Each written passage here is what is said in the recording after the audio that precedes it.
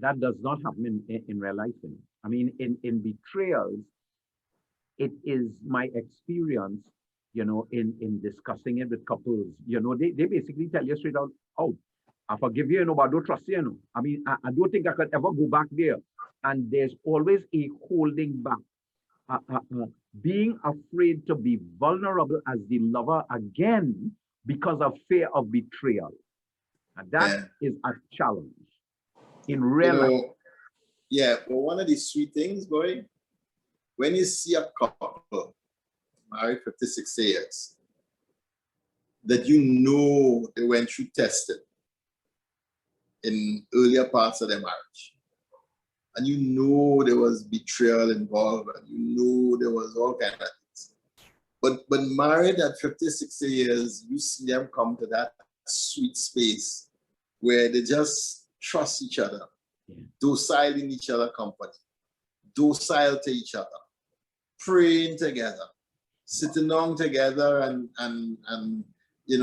watching the rosary and praying the rosary, or watching mass together, praying the mass together, and nice little healthy banter and a wonderful sense of humor, and not denying any of the foolishness that happened, but in this stage of their journey, both of them totally at home in their skin, at home with each other and vulnerable with each other. Nothing is more beautiful than that. Totally agree. I totally agree. And I do have some experiences like that with couples. And, you said something there that was, for me, was the common thing, because the couple of couples that I know went through that experience, you said something absolutely important, where they share that faith in Almighty God together. And that brings them to the point. That holds them together. Yes.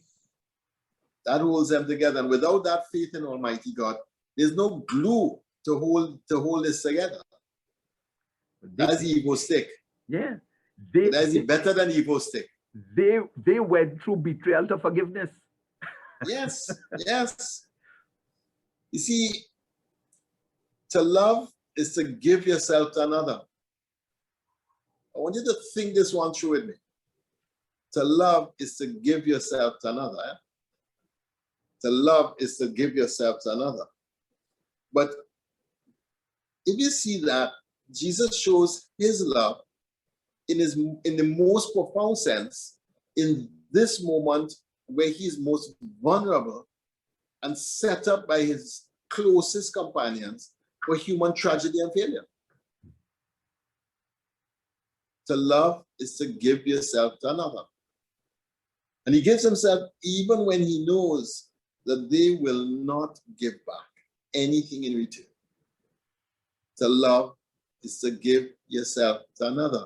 And I want you to think at the level of the love and the level of the gift, because he is at the table, reclining in intimacy, but he is also constituting the Eucharist and consecrating the Eucharist for the first time. And literally, figuratively, metaphorically, spiritually, in every E, giving himself, body, blood, soul, and divinity to these guys. In every way possible, he's giving himself to these guys. These guys who are going to betray, deny, run away, abandon, etc., etc., etc.